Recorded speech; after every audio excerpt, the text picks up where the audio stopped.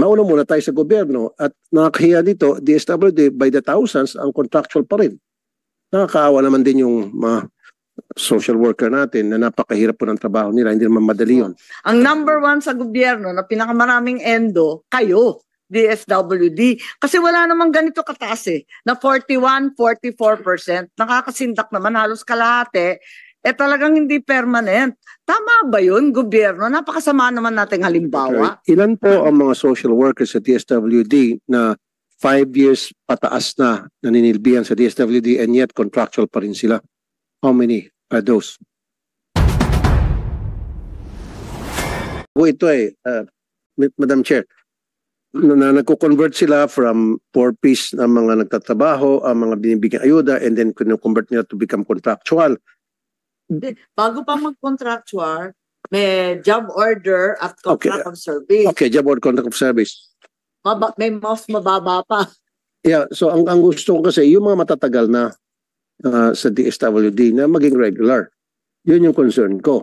Bago sana kayo mag-transfer from becoming contractual, kung saan manggaling yung mga bibigyan nyo ng contractual na trabaho, dapat yung mga matatagal na. Meron ba? Meron bang ganong programa, Secretary? Yung sinabit po namin, Madam Chair, na plan looks into tenure. Yung pinakamatatagal muna na social worker ang mauuna, and then the second. Exactly. Na-submit na po namin yun, and we're always proposing. Opo. Ano ginagawa sa DBM? But Madam Chair, ano pong response ng DBM? Tight fiscal space. But nakikipagtulungan ho kami sa kanila. Then we have to do something review about it. Yes. Kasi yung mga nasa private institution, private company, na kapag nasusumbong, inuutusan natin tayo mataga-gobyerno na, oy, bawal yan sa contractualization, kailangan i-permanent na yan, etc. etc. And yet, tayo sa gobyerno, hindi natin nagagawa, hindi natin susunod yung sinasabi natin dapat sundin. So dapat, bago tayo magmando sa private institution na sumunod doon sa bawal ng contractual, mauna muna tayo sa gobyerno at nakakahiya dito, DSWD by the thousands ang contractual pa rin. Nakakaawa naman din yung mga social worker natin na napakahirap po ng trabaho nila, hindi naman madali yun. Senator Tulfo, pagkatang number one violator ng ENDO, talaga gobyerno mismo. Ang number one sa gobyerno na pinakamaraming ENDO, kayo, DSWD. Kasi wala namang ganito kataas na 41-44%. Nakakasindak naman halos kalahati. Talagang hindi permanent. Tama ba yun, gobyerno? Napakasama naman nating halimbawa. Madam Chair, I agree na marami ho talaga tayong mga social worker na due na talaga. Matagal na. Patuloy ho kaming nagla-lobby and we will continue to lobby. What I can assure you now is to go see Secretary Mina again and to try to ask. So siguro next time, Madam Chair, patawag natin si Secretary Mina. Sobrang kakital ko sa... Kasi palagi nilang, Madam Chair, titingnan. Of course, hindi kasalanan siguro ng DSWD dahil sabi nila, yung DBM ang may problema kasi pinapasa nila yung gusto natin mangyari. However, itong DBM, medyo parang pagong kumilos. At kuminsan, magaling pa magpalusot. Kasi wala dito yung Poncio Pilata. Next time siguro, dalhin niyo po yung boss niyo dito, no? Actually, talagang masama talaga yung lagay ng DSWD bilang employer dahil lumalala. Ang laki ng linaki. From 31% last year, nasa 41.7, 42% na halos kayo ng puros contractual. Nakakahiya. Parati nating inaangal na wala tayong sapat na mga social workers. Pero sino naman magtatrabaho bilang social worker kung habang buhay ka naman magiging contractual ni wala kang benepisyo? Mahirap naman yung ganun. So next year, Secretary and DBM, gusto ko marinig na yes, inumpisa na namin yung programa na yung mga matatagal na sa amin, mga social worker, ginawa na naming regular. So kunyari, maski na sa natin 500 at a time, okay na sa amin yun. Hanggang sa ma-reach yung 4,000, after 3 years, lahat sila irregular na. Or after 4 years or 6 years. 3-year plan tayong ginawa noon. Yes. At matagal na kaming nakatutok doon. At para akong sirang plaka, taon-taon na yan Senator Tulfo, nakakapagod. At nagdududa tuloy ako, Hindi ba dapat, di ba may mga minimum wage earners sa mga contractual and contract of service? Meron diyang minimum wage, di ba? Nakita ko listahan noon eh. Ganun pa rin. Baka meron pang below minimum. Wala naman hong below minimum, but totoong may mga minimum wage. Minimum wage. Ito na yung mga beneficiaries mo ng AKAP. Madam Chair, actually, we do extend assistance to them regularly. Talagang bine-extend natin. But Madam Chair, what we'll do is we'll keep on lobbying. Sinabit na namin yan, and every time nagpo-propose kami ng budget, nilalagyan talaga namin ng allocation. We'll keep on pushing for more plantilla positions. Yun yung pinag-uusapan, plantilla. But then again, Madam Chair, let me reiterate na we'll have to work with DBM on it. Kasi kami submit, pati yung tier 2 namin meron. I'll go see Secretary Mina. I'm sure she's open to this. So what are the tasks being handled by our contractual and COS employees? Why exactly is your department with the highest ratio? Madam, example ho sa 4-piece, tsaka doon sa disaster namin. No. Itong dalawang departamento na to, wala ho talaga kaming plantilla for them because even the bureaus themselves are not chartered bureaus. For instance, yung disaster namin, walang bureau na walang bahay yung mga empleyado. The reason being there, Madam Chair, is parang the historic context, hindi parang, but the historic context yan was, it's a responsibility that was given to the department gradually. And then, nagkaroon ng, before I came in, nagkaroon ng move to regularize them.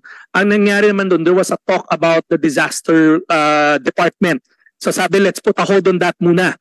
So that by itself, we have a whole cluster on disaster response na wala ho talagang regular na employees. Kasi yung bureau niya, the creation of the bureau, wala rin ho. And we've been pushing for the creation of that bureau already para may plantilla. Ganun din ho nangyari sa 4-piece. So yung dalawa lang alone, wala ho talagang regular employees kami doon. Iba pa ho yung mga operating departments like the operations. So kaya palaki siya ng palaki, parami yung programa, pero walang bahay, walang bureau that babahay sa plantilla positions. Okay. Sinasabi mo yung inaasahan, yung creation ng bagong department o ahensya na hanggang ngayon wala pa yung disaster management. Nawala na ho yun. So now we're back to the drawing board na. Madam Chair, parang wala na ho kaming nabalitaan, wala pa. Nabanggit sa SONA yon, na priority measure yon at nabanggit ulit sa LEDAC. Madam Chair, I'm not privy to, it slips my mind, but what we'll do is we'll keep on pushing na i-regularize na lang yung bureau namin ng disaster. For instance, that's a major function, wala kaming bureau. Okay. Tanungin ko lang kita, simple question, Secretary. Ilan po ang mga social workers sa DSWD na 5 years pataas na naninilbihan sa DSWD and yet contractual pa rin sila? How many are those?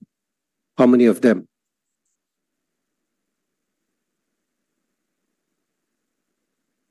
Meron nga 15 years na eh. So gusto ko yung 55 years and above. Social worker. Madam Chair, pati mga social worker yung iba walang item. We don't have enough plantilla positions for social workers. Yes, Madam Chair.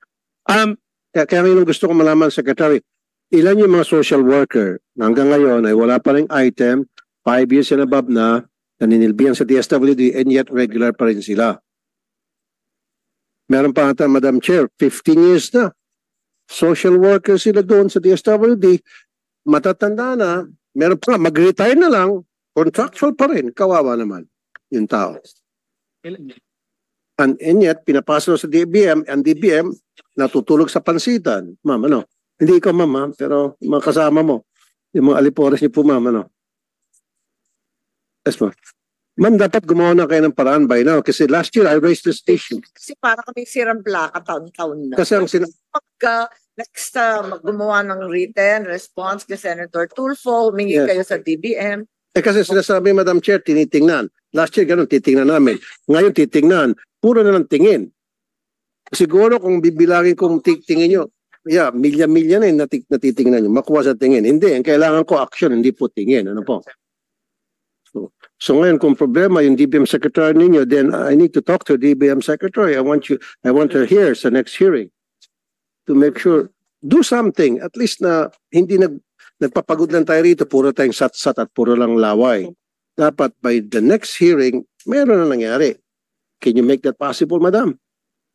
Makakarating po dun sa ating responsableng opisina. Ayun naman tayo. Hearing at makakaratingin at saka makakarating. Madam Chair, for the information of the good senator, we're short of 6,038 social workers na contract of service law or contractual sila. Okay. 6,038 nationwide. Oh. Ito yung mga contract of service or contractual. So out of that 6,038, ilan sa kanila ang 5 years and above na nagtatrabaho sa DSWD? Madam Chair, we'll submit that to the committee because we don't have the breakdown kung ano yung tenure nila, gaano katagal na ho sila. Yun dapat ang tatargetin natin na maging regular na sila. Siguro sa next hearing, next year, I want to hear na ilan sa kanila ay naging regular na because of this hearing. Madam Chair, again, I will go see the good TBM secretary personally and take this up with her again to make sure that the instructions, kahit na, again, we're proposing in tranches naman. Okay. And I'm sure Secretary Mina, Okay sa kanya. At least. and I'm sure Secretary Mina will be open to that. She understands At naman. least may nangyari. Yes. Kaysa wala. Yes, Madam Chair. Okay. Hindi yun tapos yung tungkol sa disaster response na agency. Mangyayari rin yan eh. Kaya sa palagay ko, itong mga nakatutok sa disaster response sa DSWD, talaga naman sila sasakupin ng bagong ahensya. It's going to happen. So, Pero ang Madam Chair, the way we understood it, ayaw muna nila noon galawin yan dahil gusto nila ma-chart muna yon para makita kung saan doon sila papasok. So kaya ayaw galawin. Kasi let's say in that disaster group, may mga social worker din ho doon. May my mga... point though is that it's regardless of all that, pareho yan ng Negros Island region. Mangyayari na rin yan eh. Naka-priority sa amin yan eh. Yes, Madam Chair. I'll also take it up personally with Secretary Mina. Now, yung sa service vehicle. Yes. Secretary. Meron ba tayong mga service vehicle? Madam Chair, this year we bought 52 vans. Clearly, it's not enough. Kinala po itong 52 sa mga iba't ibang riyon at iba't ibang mga opisina sa frontline services namin. Pero kulang pa rin ho. So what we did was to come up with a memo that detailed the following. One, pwede sila mag-rent using their MOE kung kulang talaga to kasi sabay-sabay yung mga payout. So we're still working with the... So wala na po magta-tricycle. Kasi dati Sana, Madam Chair, sana po. Tapos may bit-bit na 1 million, 2 million. Backpack nga, 10 million pesos, tapos naka-backpack, naka-tricycle. Madam Chair, Alam ng ganun po. pinipilit namin pero kulang pa rin talaga rin kami ng sasakyan. So kung That's something that we always propose to add more vehicles to DSWD. Pero habang inaantay ho yun, naglabas ho kami ng memo na pwede sila mag-rent ng mga sasakyan kung kulang yung existing na sasakyan. Nakaka-nervyos kasi naka-backpack lang tapos makikiangkas lang galing sa bangko pagkatapos contractual lang pala na minimum wage. At pag na-hold up pa kami nangyari pa sa kanya, kawawa naman. Tapos contractual at 10 years na nagtatrabaho. At Madam Chair, Nakatakot pa rin po yan kahit na mag-rent ng van. Pag nalaman na DSWD at may dalang pera, baka yung nirentahan ng van, isa-set up yung social worker natin. Maganda talaga kung saan yung sasakyan. Kayo magalit pero sa totoo lang, ang balita, puros regional office at official lang gumagamit ng 50 van. Madam Chair, ano ho yun? Those are canter vans, hindi ho siya van na van. Ano sila, yung parang L300. Madam, social worker dito para taas kamay. Meron ho. Mag-sample tayo. Ma'am, nasa likod, wag yung nasa harap. Ito, sa likod, naka-brown. O yan. Yes, ma'am. Yan. Tanungin natin. Totoo ba? May van ba kayo? Ano sinasakyan mo? Pag nag-distribute kayo ng AX, dala-dala nyo yung backpack na puno ng pera. Ano po?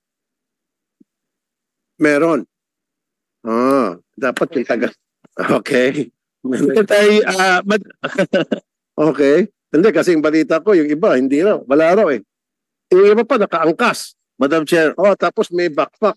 Madam Chair, Minimum wage, tapos contractual, 10 years na, 15 years na. Pag na-hold up, wow, bahala ka sa buhay mo. Madam Chair, Po. ilan bang kulang pang sasakyan ng DSWD? That's one thing I wanted to ask Secretary Gatchalian. Meron po kayong malaki-laki ang increase ninyo para sa machinery and equipment outlay, 71.6% additional $500 million, 510 million. Madam Chair, if you look into that breakdown, ICT po siya. Nilagay ho siya sa Information Communications Technology upgrades. Outlay, wala pa rin Ma'am, wala po. We keep on asking for more. Yeah, pero malaki to You got an increase of 71.6%. Every year ho, ma'am, nilalagay ho siya ng... An increase for transportation equipment, 7.2%. Madam, That's 51 million. Parang malaki-laki na yan sa totoo lang. A total of 560 million. Siguro naman may mabili na tayo niyan. Pwede na kunin yung pambayad ng pambili ng kotse dyan. Madam Chair, yung again, puro ano yan puro ICT yan Hindi, kasi mahalata naman kung armored vehicle. Saka mas mahal ang armored vehicles. Madam Chair, if you break that apart, puro na sa ICT yan. Ang inalaw lang sa amin is 4 new units for next year. We've asked for more. 4 units. 4 units. Para sa lahat ng nationwide na yun. Yes, additional. Pero ilan po lahat-lahat? Ang kailangan? Oo. Ang kailangan po, Madam Chair? Ilan? We'll submit a fleet plan. Meron ba tayo? We'll submit the fleet plan. We just don't have it now. But we've always been asking for more vehicles. Mas madali sa amin talaga yun. Ever since. So ngayon ba, Mr. Secretary, wala na mga social worker kayo pag nagbibigay ng ayuda, cash assistance na gumagamit ng public transport? Di ba sa GIDA? Sa GIDA area? Dapat wala na po. Madam Chair, meron pero sa GIDA areas, and that's why we've been asking So, sa GIDA areas. GIDA areas. Yung geographically isolated, kasi hindi makaakyat yung... Sige, anong ginagamit na sasakyan? Minsan nagmamotor po. Nagmamotor, tapos may bit-bit milyones. Wala. Dapat hindi. Madam Chair, dapat may 4x4 na pwede niyong rentahan. Lang. Pwede motor. Yes, that's why we've issued a memo that allows them to rent vehicles. Nilabas na namin yun right after our last So ayaw ko na pong marinig sa susunod na hearing na yung ating mga social worker magbibigyan ng ayuda doon sa kasulok-sulukan ng lugar natin sa Pilipinas na nakaangkas sa motor. Madam Sir, may bit-bit na backpack. Madali ma-hold up po yun. Ganun rin yung... hilain na yung... Di ba? Pag motor, hilain na ng mga hold upper at agawin yung backpack. Madam Chair, yes, ganun itong gusto namin. We'll look into that. Pero kung meron lang kaming, pwede ko lang may kwento. We're working with Land Bank right now about farming out the cashiering side ng aming trabaho. They're already procuring the services. Meaning, may mga service provider ang Land Bank that will do the payout like yung USSC, yung Western Union. So ang basic concept na pinupush namin sa Land Bank is our social workers will just do the validation and the intake. Sila na magbibigay namin yung schedule ng payout, sila na magdadala ng cash doon together with their people. Land Bank is already procuring that service kasi again, we agree na it's too high risk for us to be carrying the cash. That's why we're working with Land Bank. Kasi tatlo yan sa payout. Validation, intake, cashiering. Yung cashiering, ayaw na rin ho talaga namin mga social workers sana namin ang gumagawa nun. Kasi high risk. Okay, maganda yung narinig ko na let the Land Bank do the cashiering. Sila naman magbahala na masiguro na yung pera darating sa certain lugar na safe at yung mga DSWD mag-identify na at magbibigyan ng cash. Yun ang siguro. Yes, Madam Sir, working with that. When is that going to happen? So procure na po nila